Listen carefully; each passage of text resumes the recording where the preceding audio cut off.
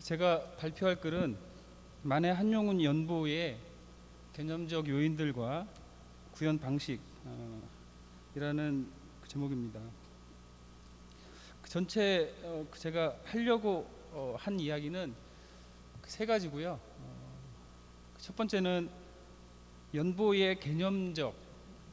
개념을 고려했을 때 우리가 이제 한번 떠올려 봐야 될 요인들이 어떤 게 있는지 하고, 두 번째는 실제 개인의 연보를 온라인으로 서비스하고 있는 그런 사례들을 봤을 때 어떤 특징들이 있는지,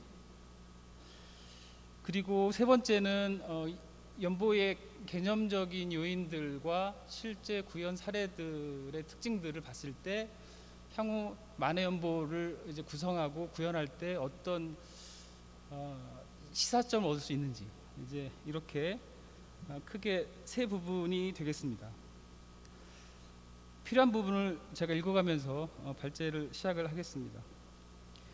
이 글에서는 만해 한용운의 연보를 기획할 때 고려할 지점들이 무엇인지를 탐색하고자 합니다. 원고를 보시면 제가 두 장의 사진을 넣었는데요. 이제 하나는 19년도, 그리고 하나는 29년도. 그래서 그 두 사진을 보면은 한쪽은 약간 좀 앳된 느낌이 있고요, 또 한쪽은 뭔가 좀 이렇게 안 들리나요? 죄송합니다. 네네. 여하튼 두 사진을 보면은 10년 동안 만해 스님이 어떤 활동과 또 어떤 생각과 어떤 생활을 했을까, 이런 고민들을 떠올려 보게 되고요. 이렇게 개인에 대해서 무엇을 하면서 살았을까, 이런 물음을 시간 순으로 표현한 것을 우리가 보통 연대기라고 하고, 그를 개인한테 국한시켰을 때를 연보라고 이야기를 하고 있습니다. 이런 연보는 여러 면에서 중요한 의미를 가질 수 있습니다. 실존적인 차원에서는 개인의 삶을 오랫동안 마음에 간직할 대상으로 만들어서 삶의 의지와 방향으로 작용할 수 있고요. 학술적으로는 개인에 관한 이해와 연구의 자료가 될 수 있습니다. 그리고 사회 경제적으로는 특정 인물의 이미지를 유통, 소비시키는 통로가 될 수도 있습니다. 연보가 지닌 중요성에도 불구하고 최근까지 연보에 대한 연구는 미진한 편입니다. 대체로는 문학 쪽에서 평전을 쓰기 위한 어떤 도구론적 차원에서 연보 발굴을 진행을 하고 있는 것 같습니다. 하지만 연보에 대한 연구에서는 연보를 어떻게 구성하고 또 어떻게 구현할 것인지 그 방식에 대해서 같이 연구할 필요가 있어 보입니다. 이러한 문제의식 속에서 이 연구는 개인 활동의 발굴 차원을 넘어가지고 만해 연보 작성에서 고려할 요인들과 구현 방식에 관심을 갖고 있습니다. 그리고 연보에서 개념적으로 고려할 요인들과 여러 연보 사례들의 구현 방식을 검토한 후에 만해 연보에서 고려할 지점들을 제시하는 것으로 이러한 관심을 드러내고자 합니다. 이제 2장인데요. 2장에서는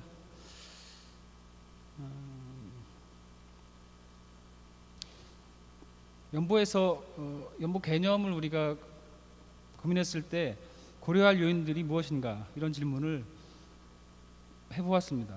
그리고 연보를 개인의 삶에서 역사적으로 중요한 사실의 기록이다, 이렇게 이야기를 한다면, 연보에서 개념적으로 우리가 고려할 요인들은 기록 내용과 개인이 어떤 연관성을 갖는지, 실제로 그 연관성이 강한지, 그리고 그 내용이 고증된 어떤 사실성을 바탕으로 하고 있는지, 그리고 연보에 많은 내용을 다 담을 수 없기 때문에 이제 중요한 내용을 이제 선별해 가지고 실게 되는데, 합리적인 선별 기준이 있는지, 이 최소한 요 세 요인은 이제 연보를 작성할 때 고민할 부분이다, 이제 이런 이야기를 제 2장에서 했습니다.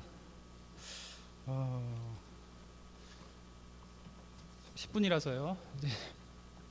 3장으로 가면 그 실제 개인의 연보를 온라인으로 구현하고 있는 경우를 보면 그 종교와 무관한 그런 그 개인 사례가 있고 종교인 사례가 있고 또 해외 사례가 있을 수 있습니다. 그 종교와 무관한 경우에는 세종, 김좌진, 윤봉길, 이미륵, 재정구 뭐 이런 분들이 있고요. 이제 이런 분들의 온라인 연보를 보면 그 여러 가지 특징들이 있지만 뭐 한두 가지씩만 그 말씀을 좀 드려보면, 우선 그 세종의 경우에는 이제 연보의 내용을 한꺼번에 이제 만해 기념관에서는 한용 연보를 한눈에 다 볼 수 있는데에 비해서 그 세종의 경우에는 한눈에 볼 수 없고 기간별로 이렇게 볼 수 있도록, 그래서 보는 입장에서는 굉장히 답답하다, 뭐 그 느낌이 좀 있고요. 김자진의 경우에는 이분의 이미지가 항일 독립운동 또 청산리 전투 이쪽이기 때문에 이제 그 부분을 특화시켜 가지고 그 연보를 그 안에 이제 포함을 시켜서 어떤 스토리를 이제 만들고 있다는 그런 부분을 확인할 수 있고요. 그리고 윤봉길 같은 경우는 윤봉길의 가계도 또 행적도 이런 거를 이제 연보하고 같이 함께 이제 그 제시를 해서 연보 내용을 조금이나마 공간적으로도 이해할 수 있도록 이제 그렇게 하고 있는 것 같습니다. 그리고 이미륵 같은 경우에는 이제 이분은 그 황해도 해주 출신으로 이제 독일에 망명한 분인데요. 이분의 경우에는 그 연보 밑에 그 독일어 번역본을 같이 포함을 시키고 있습니다. 그래서 이런 부분도 사실 칸용은 그 연보를 만들 때의 그 영어 번역이나 이런 것들을 같이 이제 포함을 시키면 아무래도 이제 도움이 좀 되지 않을까, 그 이런 그 생각이 들었고요. 그리고 그 재정구라는 인물은 이분은 이제 도시빈민운동가로 우리가 그 알고 있고 국회의원도 했었고, 근데 이제 이분 연보를 그 제시를 하면서 이분하고 같이 활동한 주요 인물의 연보까지 같이 이렇게 그 제시를 하고 있어서 이제 이 재정구라는 분을 이해할 때 조금 더 확대해서 이해할 수 있는 그런 그 특징이 있고요.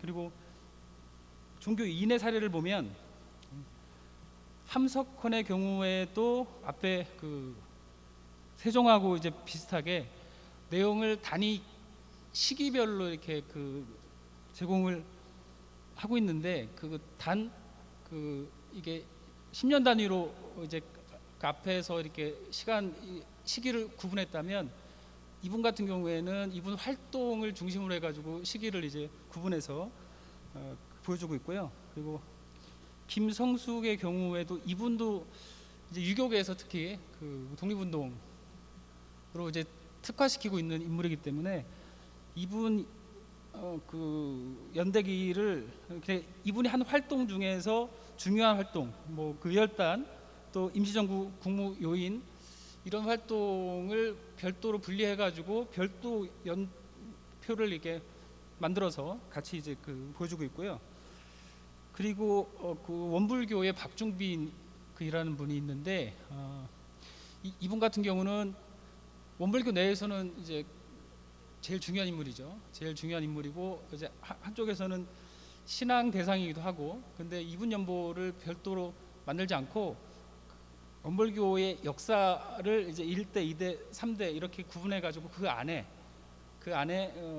이제 들어가면 이분 연보를 확인할 수 있도록, 그래서 지금 이제 만해 같은 경우에는 이제 그 불교사하고 무관하게 독립된 지점에서 어떤 이해를 할 수 있다면 그 박중빈의 경우에는 원불교사에서 그분의 활동을 이해할 수 있도록 이제 그렇게 돼 있고요. 그리고 그 마지막으로 백용성의 경우에는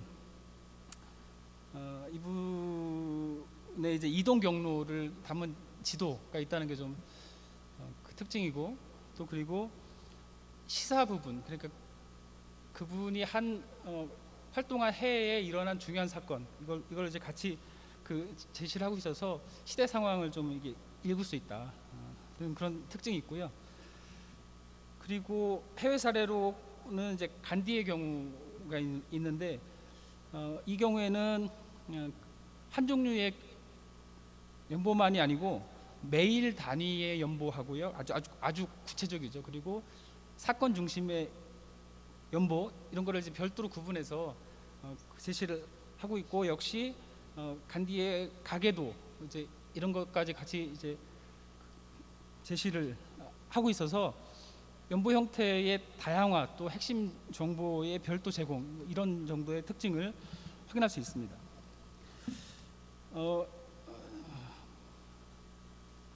아직 그 시간 있나요?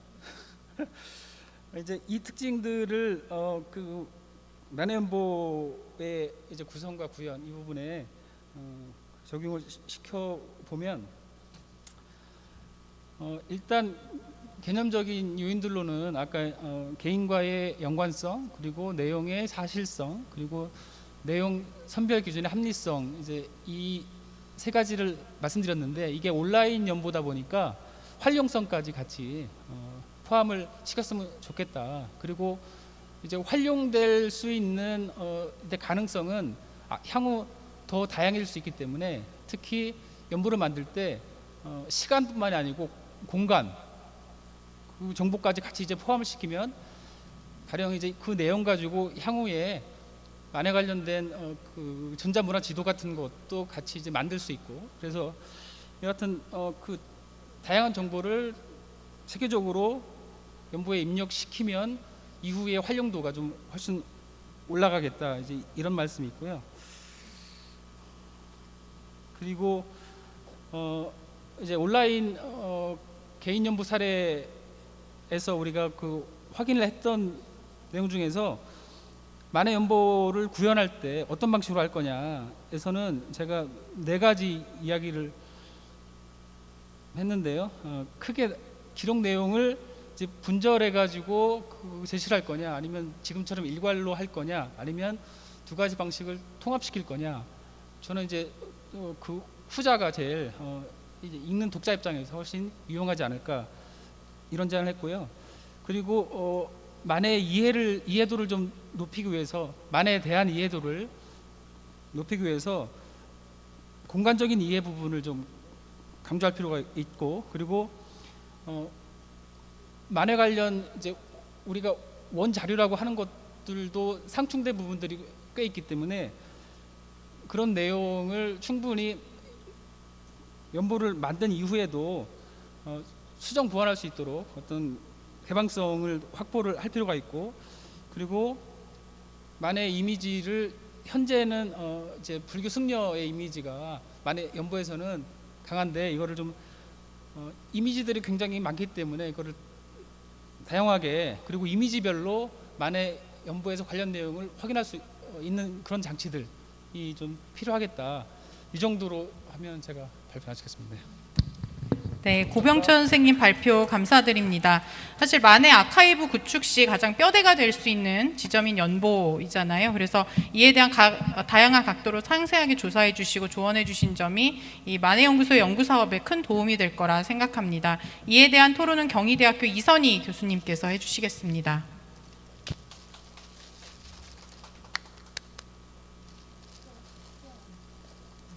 시간에 쫓기는 지금 형편이 된 것 같아요. 5분 내에 하라고 지금 김광식 선생님께서 저한테 명령을 내리셨기 때문에 빨리 제 생각을 말씀드리도록 하겠습니다. 그 사람 연구, 한 사람이 어떻게 살았는가를 정리하는 작업은 다양한 방식이 있을 수 있다라는 건 누구나 생각할 수 있는 부분인 것 같고요. 그 부분에 대해서 우리 발표자 선생님께서 정리해 주신 부분은 충분히 제가 공감할 수 있기 때문에 거기에 대해서 다른 얘기를 할 수는 없을 것 같고, 한 3가지 정도만 조금 더 우리가 생각해 봐야 될 지점이 있지 않겠는가, 이런 내용을 제 토론문에 담아 봤습니다. 첫 번째는 결국 사실과 해석의 문제를 어떻게 우리가 분배해서 연보에 담을 것이냐. 그러니까 사실에만 또 집중하다 보면 그 인물을 제대로 이해할 수 없고, 또 해석을 지나치게 과도하게 하면 또 잘못된 어떤 사실에 대한 이해로 유도할 수도 있고, 이렇기 때문에 이 부분에 대한 균형 있는 접근의 어떤 방식, 이런 것들은 연보 작성에 대단히 중요한 문제인 것 같아요. 지금까지 연보를 작성하신 분들 거를 우리가 한번 분석해봐도 그렇고요. 그래서 우리가 가장 합리적으로 할 수 있는 방법이 뭘까, 이 부분을 한번 또 고민해봐야 될 것 같고, 두 번째는 한용운 연보 작성에 있어서는 이제 쟁점이 되고 있는 부분들, 아직은 자료의 미진이라든지 이런 것 때문에 여전히 명확하게 얘기할 수 없는 부분들에 대해서 우리가 어떻게 연보 작성을 할 것인가. 그러니까 쟁점이 되는 부분들이 꽤 있잖아요. 뭐 결혼 문제, 출가 문제, 뭐 이런 것들이 쭉 있으니까 그런 부분들에 대해서 좀 더 얘기를 해봤으면 좋겠고요. 세 번째로는 사실 우리가 가장 고민해야 되는 부분인데, 이제 지금 우리가 와 있는 곳도 뭐 물론 동국대학에서 관리하고 있는 그런 장소이긴 하지만 또 그 뒤에는 불교가 있고 이러다 보니까 이제 한용운이라는 분에 대해서는 승려라는 이미지가 너무 강한 거예요. 그런데 우리가 한용운을 이제 기록이라는 측면에서만 정말 좀 본다면, 제일 먼저 일본에 가서 한시 발표한 거, 그 다음에 매일신보에 한시 발표하면서 마네라는 아호 쓰기 시작한 거, 그 다음에 신해음사의 한시 창작단의 일원으로서 한시 발표하고, 이런 것들부터 시작이 되는데, 그리고 1930년대 오면 굉장히 많은 이제 문화인으로서의 활동들을 해나가는 그런 많은 행적이 있는데, 승려라는 입장에서만 자꾸 접근하니까 그런 게 안 보이는 거죠. 뭐 비근한 예로 1930년에 그 한용운이 그 조선통신중학관이라는 통신교육기관의 관장을 맡아서 긴 시간은 아니지만 그 역할을 했고, 거기에 이제 강사들 명단을 막 보면 뭐 이광수부터 해서 다 나오거든요. 그런 거. 또 뭐 삼천리사에서 이광수 전집 내는데 편집위원을 맡았다든지 뭐 이런 것들이 굉장히 많은데 그런 게 안 보인다라는 거죠. 이제 그래서 역사든 문학이든 철학이든 간에 그런 어떤 하나의 어떤 프레임을 딱 설정해두고 자꾸 이렇게 가는 방법을 우리가 좀 가능하면 지향하기 위해서는 결국은 전문가들이 만나서 함께 토론하는 장이 필요하다. 그런 장을 우리 그 소장님과 함께 동국대학교 만해연구소가 해주실 거라고 저는 생각을 해요. 믿어 의심치 않습니다.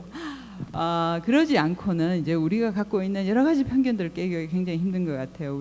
앞서 우리 김 교수님께서 말씀하실 때 한용운에 대해 시나 이런 것들이 70년대부터 알려졌다라고 말씀을 주셨는데, 사실은 해방공간의 첫 번째 교과서에서부터 한용운 씨는 들어가 있거든요. 그러니까 그 전에 아마 그 다른 분들이 그런 연구들을 하지 않았어요. 첫 번째 교과서부터. 이제 그걸 제가 해보니까 그 전에 대부분 한용운 연구가 뭐 장비 계열에서부터 70년대 나왔다 이런 얘기들을 쭉 하고 있더라고요. 근데 들여다보면 이미 이 대한민국의 첫 번째 그 교과서에서부터 실려 있었고, 그건 이제 조지훈의 어떤 영향인 것 같았습니다. 제가 살펴보니까. 그러니까 그런 부분에 대해서 오류가 있을 수 있잖아요. 그러면 결국은 만나야지 이게 해결이 되는 부분이고요. 또 하나 지금 보니까 축전 뒤에 아주 두툼한 연구 목록이 있는데 첫 장 딱 펴니까 이거 잘못된 정보인데 나오는 거예요. 1차 자료인데. 그거는 너무 가슴 아픈 거예요. 저는 이거 얼마나 힘들게 만든 자료인데. 그러니까 그런 부분 때문에 문학, 역사, 철학 또한 근대 서지학 하시는 분들까지 포함해서 만나서 하지 않고는 한 개인이 감당하기 어려운 분인 것 같아요. 그래서 저는 진심을 가지고 우리가 이것을 좀 잘 해야지. 이 다음 세대 가면 이제 고전 문학이 돼 버리거든요. 그죠? 그렇기 때문에 진심을 가지고 우리가 모여서 제대로 된 걸 한번 해보자라는 그 말씀 꼭 드리고 싶습니다. 이상입니다. 네, 교수님 토론 감사합니다.